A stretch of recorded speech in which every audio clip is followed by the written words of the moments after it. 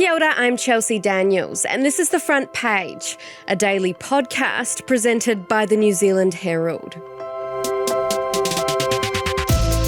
China recently rolled out the red carpet to some of the world's most controversial leaders in a massive display of military might. It was all laughs, hugs and hand-holding amongst the likes of Russia's Vladimir Putin, India's Narendra Modi, North Korea's Kim Jong-un and China's Xi Jinping in Beijing. The carefully choreographed summit was designed to showcase Xi's vision of a new world order, a challenge to the West, a reset in global rules. But what does this very public display of affection actually mean? And does it spell trouble for the Indo-Pacific? Today on The Front Page, Waikato University international law professor Al Gillespie is with us to unpack these relationships and what it could mean for our part of the globe. First off, Al, you would have seen China's summit and military parade. What did you make of it? A number of things. I mean, the summit is about showing for China that there's a multipolar world and that America is not the only player that can direct the international attention going forward. Militarily, with regards to the parade, I saw a projection of force. And this is not unusual for totalitarian countries, but it is concerning because the rhetoric that came from the event also was about war or peace. And so I did find it a little bit threatening. Yeah, it's being called a defiant push against US-led world order. Would you agree? Yeah, completely. And it's in terms of the first part, because you're seeing a number of countries coming together, many of them which are feeling either economically or politically threatened by the United States, saying if we group together, we won't be fragmented and we will put up an alternative order. The key point for me is that it's China which is leading this order, not Russia. The closeness on display between some of these leaders was actually pretty extraordinary, I thought. I recall a clip of Putin and Modi holding hands and laughing together, and then there was a lot of warm language between all of them, a sharing of jokes. And Putin said at one point, "Our relations are at an unprecedentedly high level."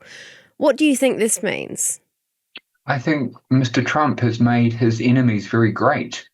He hasn't made America greater again. He's made those adversaries against him. He's forced them into a union. And now, because of the economic and political challenges, they're becoming tighter. With India in particular, their relationship is already, India and America, is difficult because you've got up to 50% tariffs on some India goods now. And half of that, 25%, is because they've been buying Russian oil. What you're seeing with this public display between Modi and Putin is two fingers to Mr. Trump, that they're going to continue. They're not being cowered into a submission of what the Americans may want. And even Modi's presence there at the China summit to begin with is a massive display, isn't it? Well, India has always been non-aligned for a very long period, which means it's neither towards the Western countries or towards China and Russia. And its relationship with China has for a long time been very fraught and almost on the verge of conflict.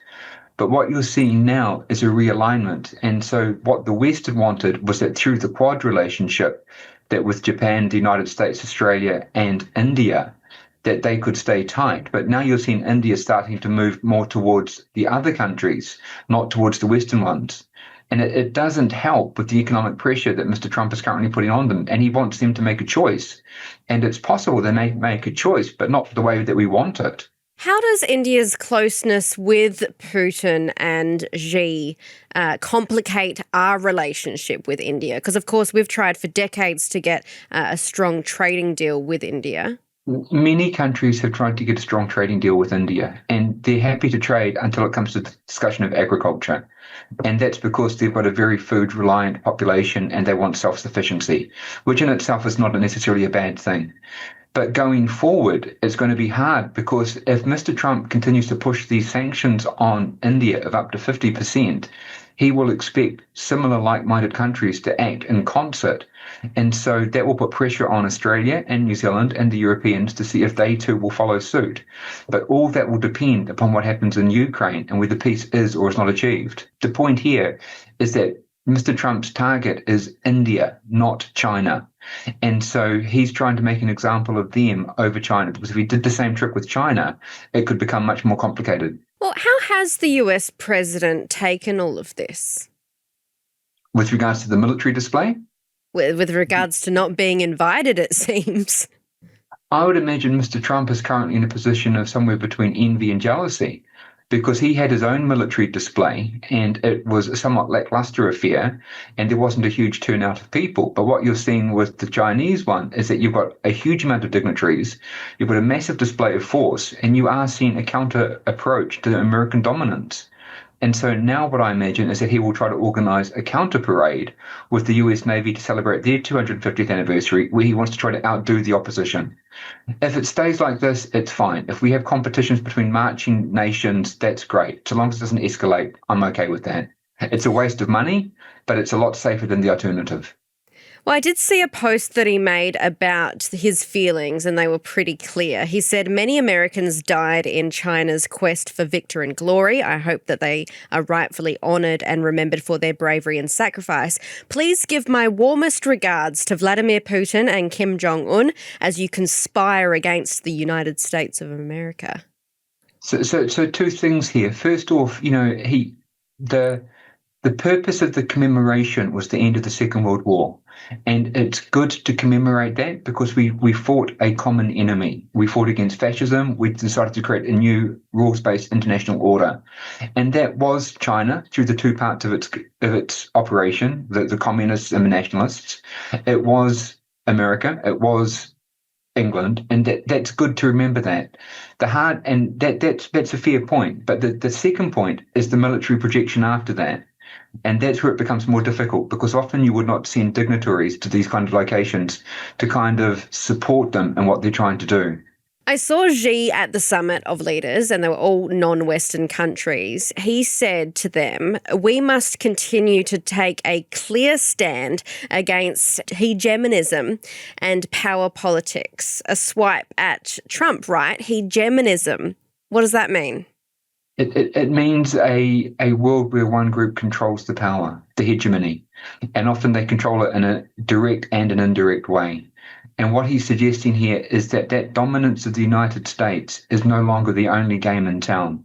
He's suggesting that there's an alternative way for world order, and the audience he's talking to is not the West, it's not the United States, it's the Indo-Pacific, it's Africa.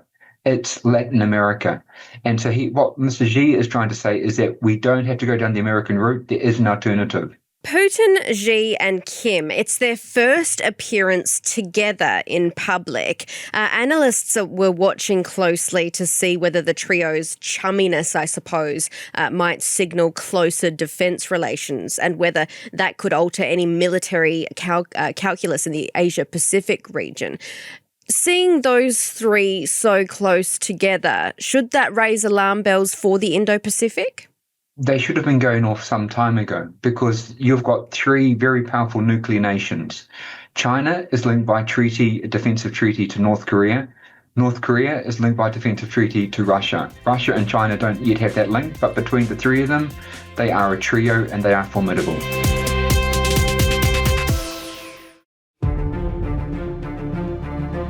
And now the former Premier is smiling with leaders of regimes who suppress freedoms on a daily basis. Dan Andrews, hang your head in shame. But that's just the issue, isn't it? He's never had any shame, not on anything, even China. The trip was not about me. And again, with respect, it was not about you. It was about the future of Victoria. Oh, it was never about Victoria. It was always about Dan Andrews. So I know that ex-Victoria Premier Dan Andrews has gotten a lot of flack for attending the event and he's had to defend himself. John Key and Helen Clark were also there. Clark said that her presence was more of a line call, and she told RNZ, "I think this all gets a bit silly. We have to engage. We have to be very clear what our own values are." So when it comes to New Zealand's relationship with China, how much should we engage given the company that they keep? We're not at war with China. We don't have sanctions against China. We have a number of difficult relationships right now, and you can think of the cooks, you can think of the security threat assessment, and you can think of the military exercises in Tasman. None of this suggests we're in conflict, but we are in troubled waters. We need to keep lines of communication open. They are a friend to us. They are very important to our economic prosperity. But on the other hand, we need to be able to say where we disagree with them about certain matters of policy. Why do you think the public gets so angry about these dignitaries attending this event? Is it because it was kind of a military-focused display? There's a number of things in this discussion. First off, they went as private people. They did not go as ambassadors or diplomats or heads of state of our country. They are both former prime ministers, but it was a personal decision on them to make that choice. They didn't travel at the expense of the New Zealand taxpayer, as I understand it. But this is something which is a relationship with Clark and with Key and with China, both positive relationships. They built an economic and social relationship between our countries, which has produced a lot of good. And if it was about the commemoration of the end of the Second World War, then that's positive. And I would hope that they accept similar invitations to Mr. Trump's next parade for the celebration of the US Navy. The problem is when you accept an invitation to a military parade as opposed to a commemoration, and these two things became merged. In that situation, the most important piece of advice I would say is be careful of the photo opportunity at the end, because there are certain people you don't want to be in the same frame with. Yeah, I saw that one that, did you see that big one with all of the world leaders, and you've got, the president of Iran and Kim Jong-un, Putin, Xi, basically a roll call of all the people perhaps that you didn't want to be in a photo with. And then you've got Sky News pointing out Dan Andrews, and of course John Key and Helen Clark were in that photo somewhere else as well. But I just thought that was interesting, being so close to those other people. That's a difficult call. I personally would have done it differently. There are some photos you want to be in and some photos you don't want to be in. And it's one thing to commemorate the end of the Second World War. It's another thing to be involved in a very militaristic display of a projection of power of countries which we have differences with. Watching the commemorations right from the beginning of the week, so you had the China summit and then you had the military operations, obviously. It did kind of seem like Vladimir Putin was a guest of honour, unofficially, I suppose. Would you agree? I would say almost officially, not just unofficially. To me, one of the insights is the degree of rapport between Xi and Putin and Modi and Putin. And so this kind of idea that the countries which are opposed to the Western way of working in the international relations are alienated and not working together is mistaken. I see a depth of relationship and a friendship, and they're working quite closely together. The challenge going forward is unless we can start to resolve some of these deeper disputes like Ukraine and potentially also Palestine, then that chasm between the West, which I put New Zealand in, with the European connection, and America, and the rest could only get wider. I think it's interesting that you point out as well that we shouldn't assume that they're not all working together. I saw that there was some conversation around Vladimir Putin confirming that in his sideline chats with other world leaders, he would discuss what happened in Alaska with Donald Trump. And the media just kind of thought, well, there you go. He's having these open conversations with leaders of the East world, so to speak. As Mr. Putin's talking with his friends and colleagues, Mr. Trump is busy talking to his friends and colleagues. And so you'll be aware right now that Judith Collins is in Ukraine and is in Europe. And this is partly about reaffirming our relationship with Ukraine and also potentially our role in the coalition of the willing. And so what we've got to wait to see is that the three of them come together, Zelensky, Putin, and Trump, and then how that all falls out. It's going to be difficult, but unless you can start to resolve these difficulties, that chasm between the Western world and the non-Western world will only get wider. In terms of the Pacific Islands, we talked about the Indo-Pacific. The Pacific Islands Forum is this week. I saw that the Solomon Islands Prime Minister Jeremiah Manele has succeeded in his wish to kick out 21 donor countries, including the US, China and Taiwan, from actually coming. He'll allow them to come next year, or they'll be able to come next year, rather. What's the significance of this, and do you think it's a good move given what we've just seen with the China summit and the military parade? I think it's a poor move. I think it's not contrary to the Pacific spirit. And I think also if you've got countries which are donors in the region, you need to have them at the meetings, not external to the meetings, because the more coordination and transparency you can have with those who are interested in the development, the sustainable development of the Pacific, the better.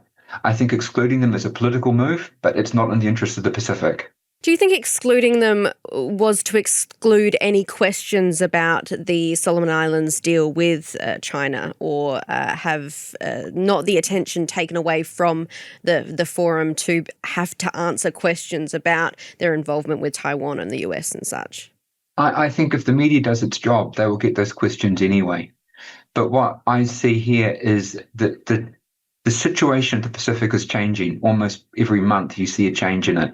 And with New Zealand, obviously, we saw the change into Cook Islands, and there's going to be a lot of difficult questions and debate that will be held behind closed doors.